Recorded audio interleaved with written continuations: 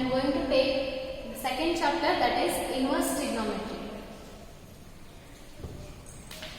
This is your second chapter, inverse trigonometry.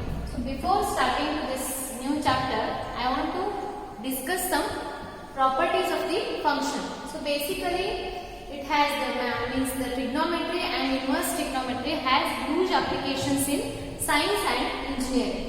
But later on you will have this application in your calculus part, that is differentiation and integration. There you will have the trigonometry and inverse trigonometric functions and applications. So here let us discuss about some properties of the functions. Before going to start the topic, I want to clear some basic concepts regarding this inverse trigonometry. So the necessity of this inverse trigonometry.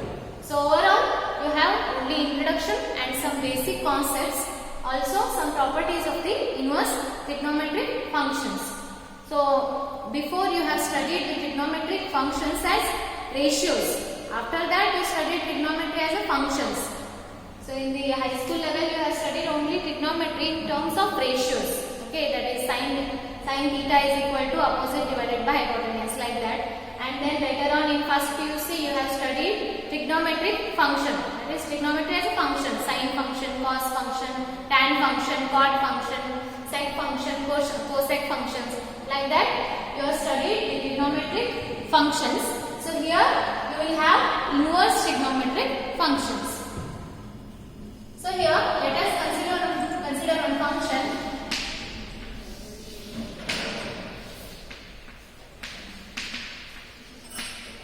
Here f is a function from the domain to range a to b. So this is called as domain of this function, and this is what? Range. Okay. Then when we call a function as one function, one function. So what do you mean by one function and onto function?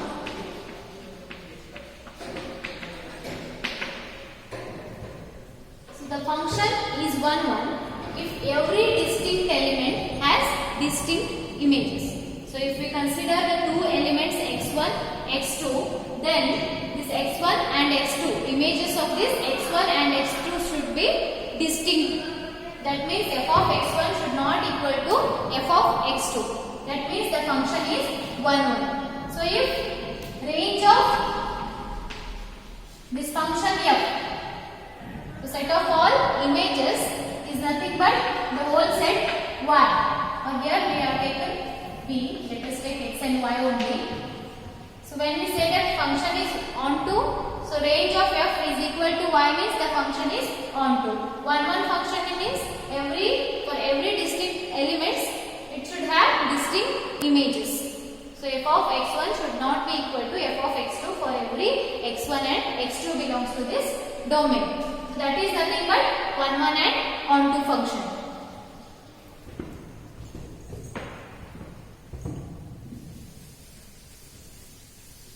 So what about bijective function?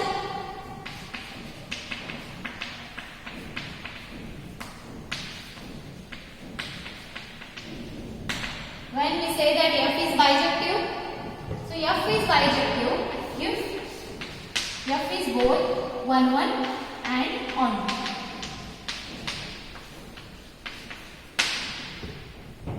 So f is 1 function and onto function means we can call it as it is a bijective function. So next, one of the main important property, that is invertible. When we say that f is invertible, so this you know that f is invertible if and only if. So we say that if and only if means converse also holds good here. So f is invertible only if f is bijective. So this is very important property, that is f is said to be invertible if and only if f is bijective. So bijective function means what? Function is 1 1 and onto. So you have defined one function from x to y. We call this as domain of this function. Okay. So this is range of that function, and also we have defined bijective function. Bijective function means what? The function should be 1 1 and onto. So 1 1 function means what? So every distinct elements have the distinct images in the range. So onto function means the range of f set of all images is nothing but the whole set y. Then we say that the function is onto. Next, invertible means the function should be bijective. Bijective means what? The function should be 1 1 and onto. So the function is bijective means the function is invertible, and if the function is invertible means that function is bijective. So clear? Here I want to discuss another property, that is property of the functions. We know that the function f from x to y. So we are having a function from x to y such that this f of x is equal to y or x belongs to x. So I have taken one function. So this function is 1 1 and onto. That means this function is what? Bijective or invertible. So if the given function is invertible or if the given function is bijective, that means it is 1 1 and onto function. Then there exists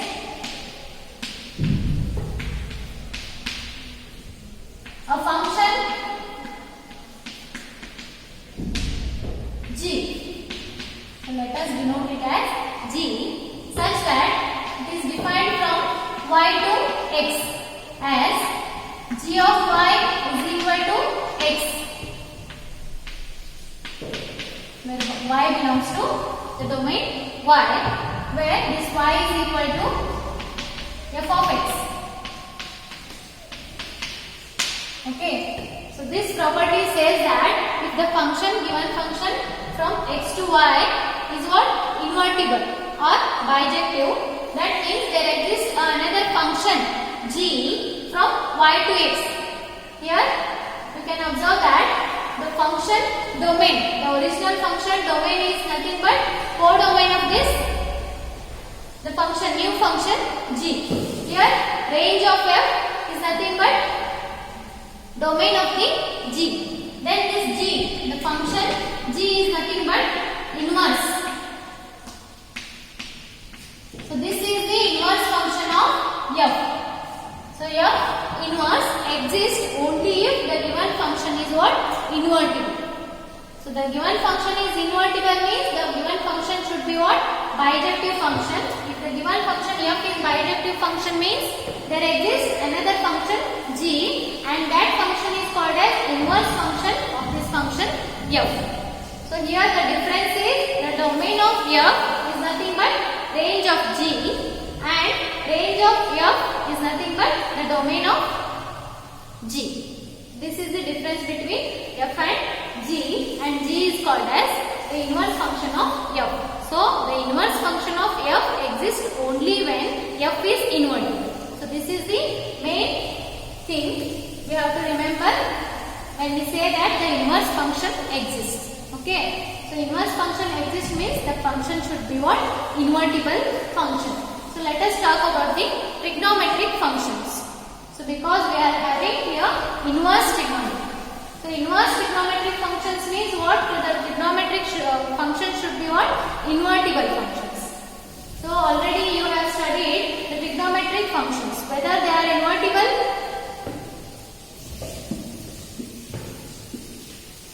So what about the inverse functions of trigonometric functions?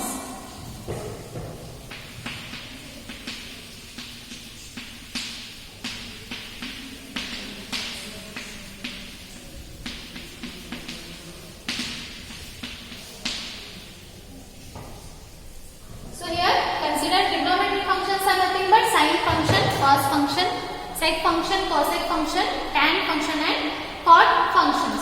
So let us take one function and let us see whether the function is invertible or not. So here consider a sine function. So how do you define the sine function? What is the range and domain of for that sine function? So here domain is nothing but set of all real numbers. From set of all real numbers it is defined on what? A closed interval -1, 1. So this is nothing but definition of the sine function. This is one of the trigonometric functions. So here we have know the result, that is sin x is equal to 0. We know that sin x is equal to 0 whenever this x is equal to what? N pi. So for all x's such that x is equal to n pi, where n belongs to the set of all integers. So this sin x is equal to 0 whenever x is equal to n pi, where n belongs to integer. That means sin 0 is what? 0. Next, sin pi 0. So sin 2 pi 0. So sin 3 pi 0. For all integers it is 0. That means here graphically. So this is my sine function.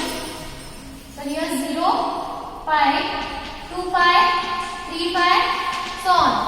So what is sin 0? It is 0.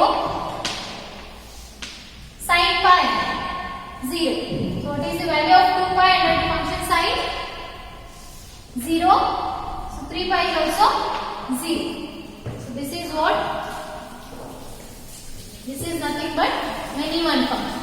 So this function is not one function. Why it is not one function? So here we are having distinct elements. Okay, but the image is same for the distinct three images.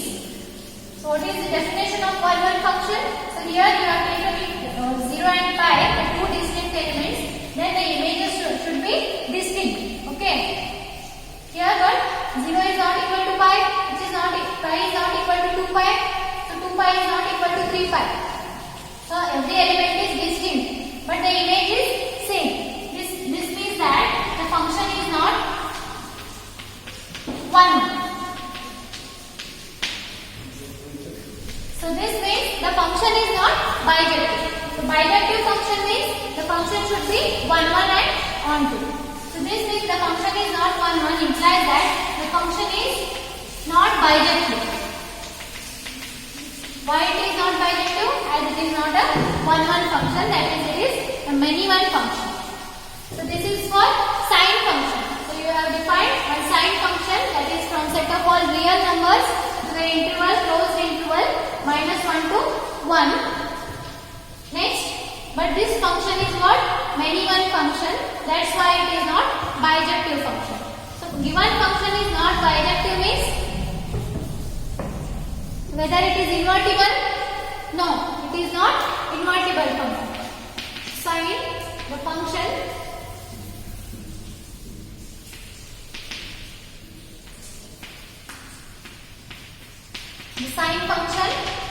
is not invertible.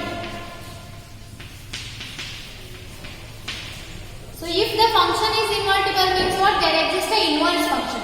So here function itself is not a invertible function, means there is no question about the inverse functions. So how we can learn the inverse trigonometry then? So this implies the function as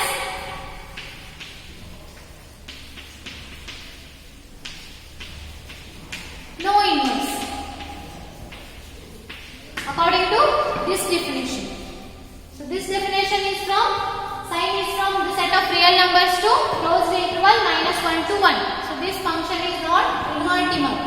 So not invertible means the function is not having the inverse function for this given domain and the range. So to discuss the inverse of this trigonometric function, what we do is we restrict this domain. For this domain, the function has no inverse, but we can restrict this R. So let me explain by giving the graph. So how we can restrict the given domain so that the function has a inverse, so that the function is invertible. So by restricting the given domain, we can have the inverse for this sine function. Then we can discuss about the inverse trigonometric function. So let us take the graph of sine function and restrict the domain of the sine function so that the function should be one function and it is invertible function. We are discussing about the inverse trigonometric functions. So here while discussing, we say that the trigonometric functions has no inverse according to this definition, because here according to this definition we are having the domain as set of real numbers. But this is a many-one function, that's why this is not invertible, hence we can't have the inverse for the sine function. Like sine functions, all trigonometric functions have no inverse, so according to the definitions. But we can restrict the domain of these functions to get the inverse of these trigonometric functions. So how we can restrict this? So see here the graph for this sine function. We can see here the range is nothing but -1 to 1. Okay, so this is the range for sine function. So this is oscillating between -1 and +1. And here we can observe another thing is the values of the sine functions are repeating after some interval. Okay, so here -5 to +5. So this is it. This graph has the unique values. Okay, but 0 to pi. Here you can say this function is not one function. So here for distinct values of this x, the value of y is same. Okay, in this section. That means the function is not one function. That means the function is not invertible function. Then we can't get the inverse of the sine function. Okay, so I will restrict the domain of that function to get a sine inverse. So how I will restrict is,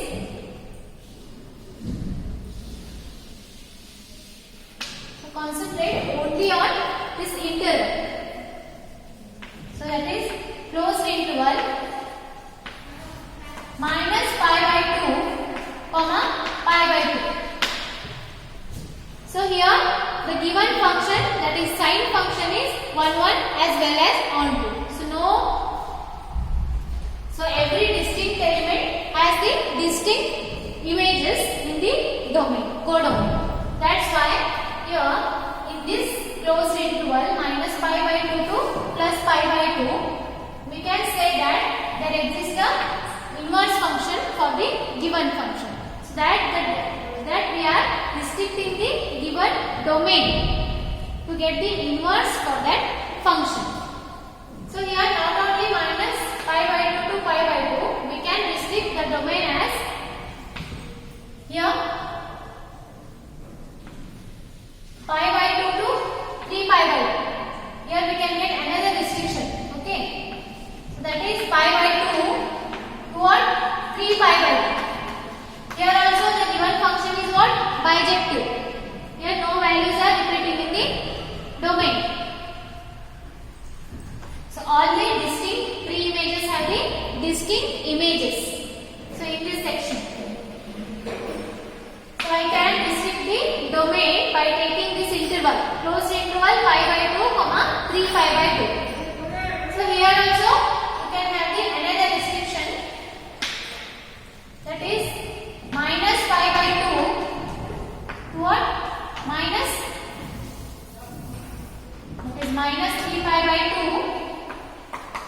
-pi/2. So these are the what? Branches. So these are the branches for this sine function. So for each branch, so for each closed interval, we may get the different sine functions. So these are all what? The branches of the sine function. But in all those branches, so this is called as principal value branch.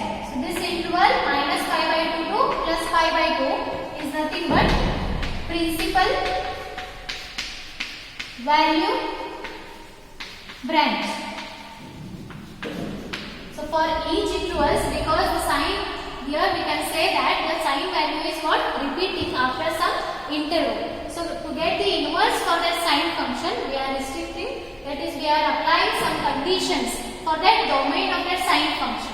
That is, we are not taking all the set of real numbers, we are restricted to only this closed interval, that is minus pi by 2 comma pi by 2. So this is the one of the restriction.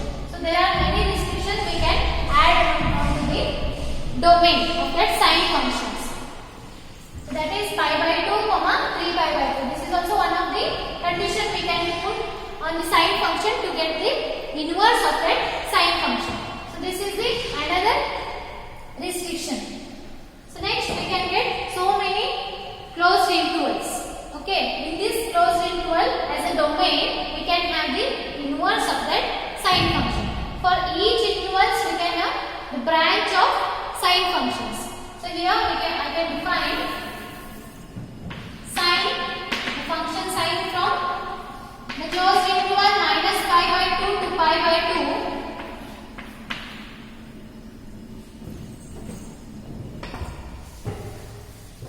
These are the restrictions. So now I can define a function. So instead of taking the set of all real numbers, I can take these intervals. For each intervals, I can have so many functions, sine functions. That is nothing but branch of the sine functions. But this particular closed interval is called as principal value branch, and all the sine values in the given principal value branch is nothing but the principal value of the sine functions. So all the values between this minus pi by 2 to pi by 2, all the sine values are nothing but the principal values, and this particular closed interval is nothing but principal value branch for the sine function. So in these intervals I can get the sine inverse. So inverse of that sine function, as the given sine function is bijective or invertible in these intervals. Okay, on the all set of real numbers, I cannot have the inverse for that sine functions. So here define the new sine function, that is restricted sine function. You can put the restrictions on the domain of that trigonometric function to get the inverse. So minus pi by 2 pi by 2, but range remains as it is. So minus 1 to 1. Okay, this function is now, it can have inverse as it is invertible. So sine inverse exists for this definition of sine function, but here sine inverse do not exist. So another sine function I can write is pi by 2 to what? 3 pi by 2. Here also the function is 1 1. So in this section, that means the function is invertible and I can have sine inverse. Minus 1 to 1. Next, minus 3 pi by 2 to pi by 2. Likewise, I can take so many functions for the each intervals that are closed intervals. So these are nothing but branches of sine functions. So this is nothing but the principal value branch, and all the sine values between this interval is nothing but the principal value of sine function. Okay. So this is sine function, and this sine function is what? Invertible.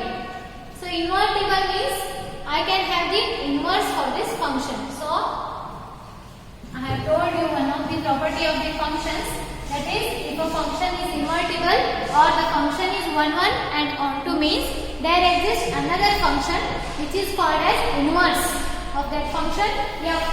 We denoted it as g. So here also this function if I considered it as f function, so this function is what? 1 1 as well as on 2 function. That means this function is invertible. Therefore, there exists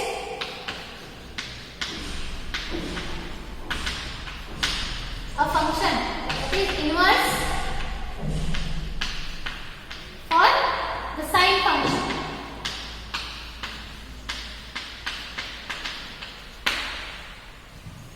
And that is defined as sine inverse. So domain of the original function is nothing but range of that inverse function, and range of the original function is what? Domain. So the domain of sine inverse is nothing but range of sine. 2. Domain is what? Minus pi by 2, but actual domain is set of all real numbers. To get the inverse function of sine, we are restricting the domain of the original function. By restricting, we can have the inverse. Why we can have the inverse? Because the function will become invertible.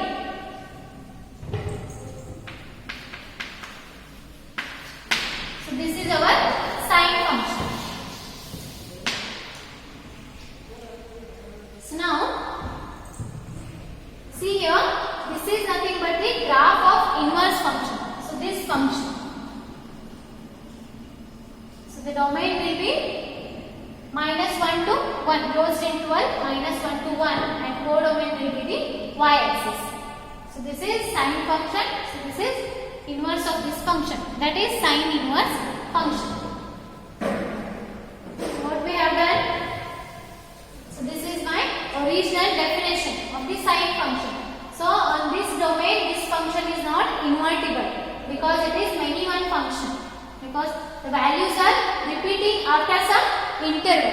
That's why we restrict this function or the domain as minus pi by 2 to pi by 2. So this is one of the restrictions. But this is the principal value branch. Then the function will become invertible. Hence we can have sine inverse. So that is from the closed interval minus 1 comma 1 to the closed interval minus pi by 2 to pi by 2. So another function I can have minus 1 to 1. So here pi by 2 to 3 pi by 2. So likewise I have many functions. But here this is restricted to get the inverse of the sine function. So this is all about the inverse of the sine function. So likewise we can discuss about cos, tan, cot, sec and cosec. So go through the textbook and see how can we restrict the cos function to get the inverse of the cos function.